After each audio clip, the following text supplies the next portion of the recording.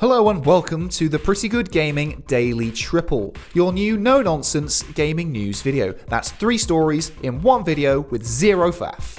Now, first up, another year, another skipped E3 for Sony. Sony Interactive Entertainment were a no-show at 2019's E3, and it looks like the technology giant is dodging this year's Expo too. The excuse for missing last year's show was to avoid showcasing already announced titles, but this time, things may be a little more complex. Speaking with GamesIndustry.biz, Sony explained that while they have great respect for the organizers, the ESA, they do not feel the vision for E3 2020 is the right venue for what we are focused on this year. In other words, Sony don't need E3 to promote their PS5, so they're leaving the park and they're taking their bloody ball with them. According to a tweet by Kotaku's Jason Schreier, the real reason for Sony's absence at E3 2019 was due to a disagreement/tension/conflict between Sony and the ESA. After losing one of the industry's biggest players last year, doxing 2,000 journalists and influencers, and declining attendance across the board, the ESA and E3 seem to be on pretty thin ice. In response to Sony's announcement, the ESA promised that E3 2020 will be an exciting high-energy show, featuring new experiences, partners, exhibitor spaces, activations, and programming that will entertain new and veteran attendees alike. Personally, I'm not sure how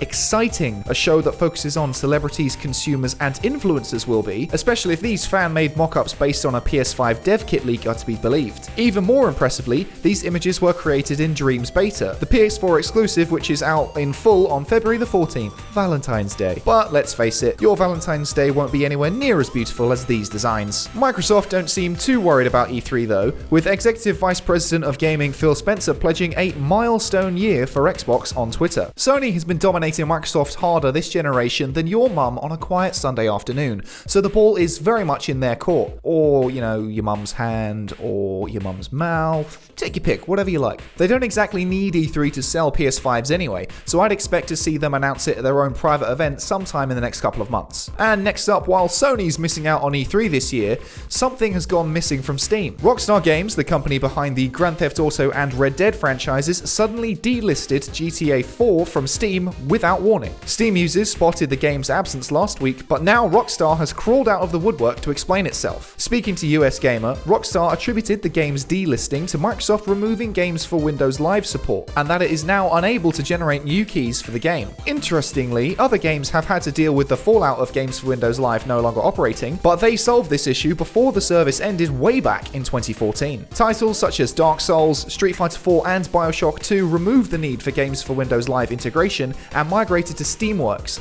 allowing them to run properly on Steam. Rockstar claims it is looking for other options for distributing GTA 4 on PC, but in reality that just means they're putting it on their own storefront. Now that does make sense because that would mean all profits from that nearly 12-year-old game would go to those who actually own the IP. The problem is the Rockstar Games launcher itself, which launched with countless issues and practically butchered the PC version of Red Dead Redemption 2 back in October. But hey, at least it's not on that dreaded Epic Games Store. Now, the game may well come back to Steam eventually, but that's about as likely as Epic ending their exclusivity crusade. It just ain't gonna happen. But are any of you really upset about losing this 12-year-old game? I imagine if you were gonna play it, you probably already have, but be sure to let me know down in the comments. And finally, after some disappointing news for the UK's biggest game retailer last week, the US seems to be taking a similar path. Last week, we reported that Game in the UK announced it will close 40 stores across the country. Now, Gamestop in America has reported that holiday sales were down a massive 27.5% in 2019, continuing their ongoing decline in earnings. GameSpot reported Christmas sales of $1.83 billion, which sounds like a lot but is considered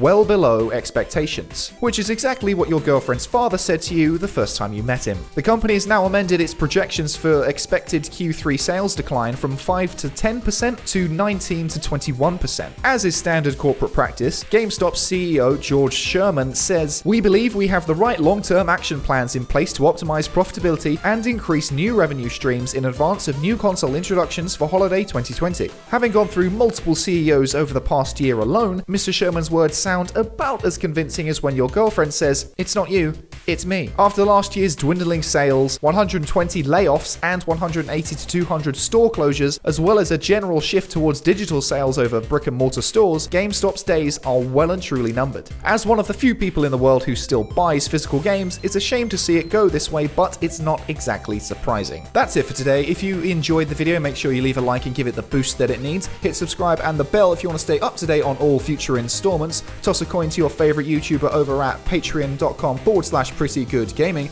I've been Henry. I'll catch you next time. Bye for now. Fucking did it. Did it in one.